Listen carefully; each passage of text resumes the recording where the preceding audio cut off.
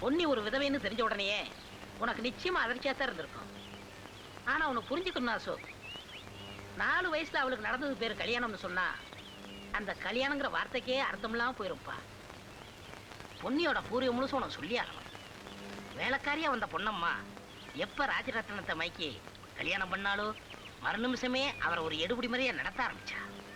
பொன்னம்மா என்ன சொன்னாலும் அவர் தலையாட்ட ஆரம்பிச்சாரு.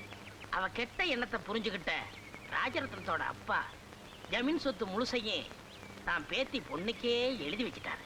பொன்னிக்கு ஏதாவது நடக்க கூடாது நடந்துருச்சுன்னா அவ சொத்து பூராவும் நம்ம ஊரு கோயிலுக்கே போய் சேர்ந்துடும்னு சாகும் போது உயில் எழுதி வச்சுட்டு செத்து போயிட்டார். பொன்னி மேசரானதும் கல்யாணம் நடந்தா சொத்து முழுசும் அவளுக்கும் அவ புருஷனுக்கும் தான் போய் சேரும்.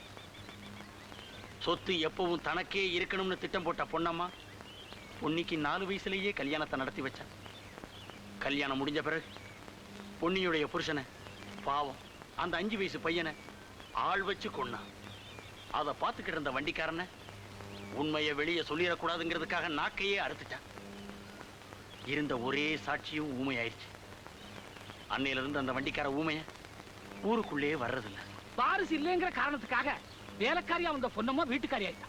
இந்த பொன்னம்மாவுக்கு கண்ணம் பிறந்த கொஞ்ச காலத்துல எல்லாம் மூத்த சம்சாரம் பொன்னிய பெற்று கொடுத்துட்டு உலகத்தை விட்டே போயிட்டாங்க. அவங்க சாவுக்கும் இவதான் காரணமா இருக்குமோன்னு ஊர்ல பேசிக்கிறாங்க. பொன்னிய பத்தி நாங்க எல்லா விவரமும் சொல்லிட்டோம். அது ஒரு தங்கமான பொண்ணு. அவளுக்கு ஒரு நல்ல வாழ்க்கை அமையும்னு நாங்கெல்லாம் எதிர்பார்த்தோம்.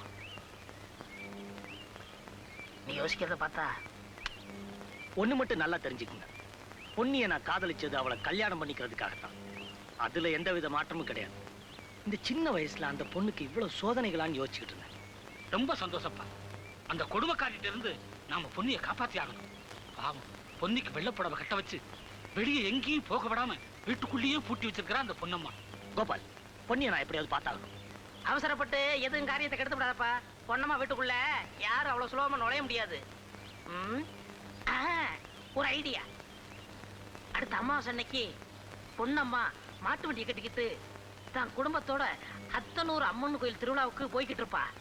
அந்த அமாவாசை இருட்டும் அந்த நிலாம்பூர் காடும் நம்மளுக்கு ரொம்ப ரொம்ப உதவியா இருக்கும்.